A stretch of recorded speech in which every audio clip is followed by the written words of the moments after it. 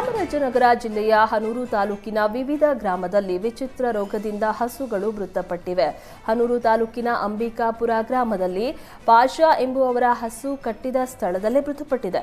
ತಾಲೂಕಿನ ಪುದುರಾಮಪುರ, ನಾಗಣ್ಣನಗರ, ಅಂಬಿಕಾಪುರ, ಮೇಡು ಸೇರಿದಂತೆ ವಿವಿಧ ಗ್ರಾಮದಲ್ಲಿ 15ಕ್ಕೂ ಹೆಚ್ಚು ಹಸುಗಳು ಮೃತಪಟ್ಟಿವೆ. ಹಸುಗಳ ಸಾವಿನಿಂದ ರೈತರು ಕಂಗಾಲಾಗಿದ್ದಾರೆ. ಪಶುವೈದ್ಯಾಧಿಕಾರಿಗಳು ಹಸುಗಳಿಗೆ ಸೂಕ್ತ ಚಿಕಿತ್ಸೆ ನೀಡುವಂತೆ ಆಗ್ರಹಿಸಿದ್ದಾರೆ. ಆಂತರಿಕ ಭದ್ರತಾ ವಿಭಾಗದ ಡಿವೈಎಸ್ಪಿ ವಿರುದ್ಧವೇ ವರದಕ್ಷಿಣೆ ಕಿರುಕುಳದ ಆರೋಪ ಕೇಳಿಬಂದಿದೆ. ಆಂತರಿಕ ಭದ್ರತಾ ವಿಭಾಗದ ಡಿವೈಎಸ್ಪಿ ಶಂಕರಪ್ಪ ವಿರುದ್ಧ ಈಶಾನ್ಯ ವಿಭಾಗ ಮಹಿಳಾ ಪೊಲೀಸ್ ಠಾಣೆಯಲ್ಲಿ ಪ್ರಕರಣ ದಾಖಲಾಗಿದೆ. 2003ರಲ್ಲಿ ಮದುವೆಯಾಗಿದ್ದ ಡಿವೈಎಸ್ಪಿ ಶಂಕರಪ್ಪ ಮೊದಲು ಶಿಕ್ಷಕರಾಗಿ ಸೇವೆ ಸಲ್ಲಿಸ್ತಾ ಇದ್ರು. ಈಗ ಪೊಲೀಸ್ ಇಲಾಖೆಗೆ ಸೇರಿ ಡಿವೈಎಸ್ಪಿಯಾಗಿ ಕಾರ್ಯನಿರ್ವಹಿಸ್ತಾ ಇದ್ದಾರೆ. ಶಿಕ್ಷಕನಾಗಿದ್ದಾಗ ಮದುವೆ ವೇಳೆ ಬೈಕ್, ಚಿನ್ನಾಭರಣ, ಗೃಹೋಪಯೋಗಿ ವಸ್ತುಗಳನ್ನು ಶಂಕರಪ್ಪ ಪಡೆದಿದ್ದ.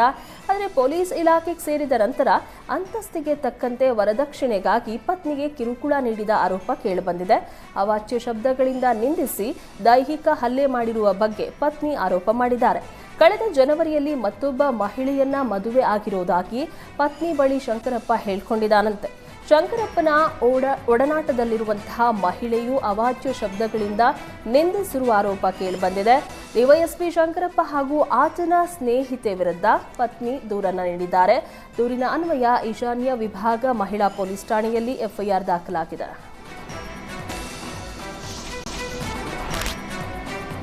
ಬೆಂಗಳೂರಿನಲ್ಲಿ ಪಿಜಿಗಳು ಸೇಫ್ ಅಲ್ವಾ ಅನ್ನೋ ಅನುಮಾನ ಶುರುವಾಗಿದೆ. ನಗರದ ಕೂಡ್ಲು ಗೇಟ್ ಬಳಿಯಲ್ಲಿರುವ ಪಿಜಿಯಲ್ಲಿ ಅನುಮಾನಾಸ್ಪದವಾಗಿ ಯುವಕ ಓಡಾಟ ನಡೆಸಿದ್ದು ಬೆಳಕಿಗೆ ಬಂದಿದೆ. ಈ ವೇಳೆ ಪಿಜಿಯಲ್ಲಿ ಮೊಬೈಲ್ಗಳನ್ನು ಕಳ್ಳತನ ಮಾಡಿರುವ ಆರೋಪ ಕೇಳಿಬಂದಿದೆ. ಪಿಜಿಗೆ ಖಾಲಿ ಕೈಯಲ್ಲಿ ಒಳಗೆ ಹೋಗಿ ಬರುವಾಗ ಯುವಕ ಬ್ಯಾಗ್ ಹಾಕೊಂಡು ಹೊರಗೆ ಓಡುವಂತಹ ದೃಶ್ಯ ಸೆರೆಯಾಗಿದೆ. ಅನುಮಾನಾಸ್ಪದ ವ್ಯಕ್ತಿ ವಿರುದ್ಧ ಕ್ರಮಕ್ಕೆ ಸ್ಥಳೀಯರು ಆಗ್ರಹಿಸಿದ್ದಾರೆ. ಶಿವಮೊಗ್ಗ ಜಿಲ್ಲೆಯ ತೀರ್ಥಹಳ್ಳಿಯಲ್ಲಿ ವಿದ್ಯಾರ್ಥಿಗಳಿಗಾಗಿ ಸಂಸದ ಬಿವೈ ರಾಘವೇಂದ್ರ ನೀಡಿದ್ದ ಶಾಲಾ ಬ್ಯಾಗ್ಗಳು ಕೋಣೆ ಸೇರಿವೆ. ಸಂಸದರು ಕಿಟ್ಗಳನ್ನು ಕೊಟ್ಟು ವರ್ಷವಾದರೂ ಮಕ್ಕಳಿಗೆ ಕೊಡದಿರೋದು ಬೇಸರದ ಸಂಗತಿಯಾಗಿದೆ. ಮಕ್ಕಳಿಗೆ ಕಿಟ್ ಬ್ಯಾಗ್ ನೀಡಲು ಅಧಿಕಾರಿಗಳು ಮೀನಾಮೇಷ ಎಣಿಸ್ತಾ ಇದ್ದು, ಅಧಿಕಾರಿಗಳ ವಿರುದ್ಧ ಪೋಷಕರು ಆಕ್ರೋಶಗೊಂಡಿದ್ದಾರೆ.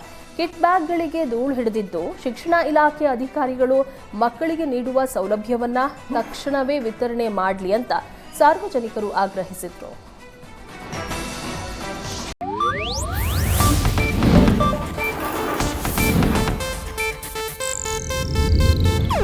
ಇದು ಏಷ್ಯಾನೆಟ್ ನ್ಯೂಸ್ ನೆಟ್ವರ್ಕ್ ಪ್ರಸ್ತುತಿ.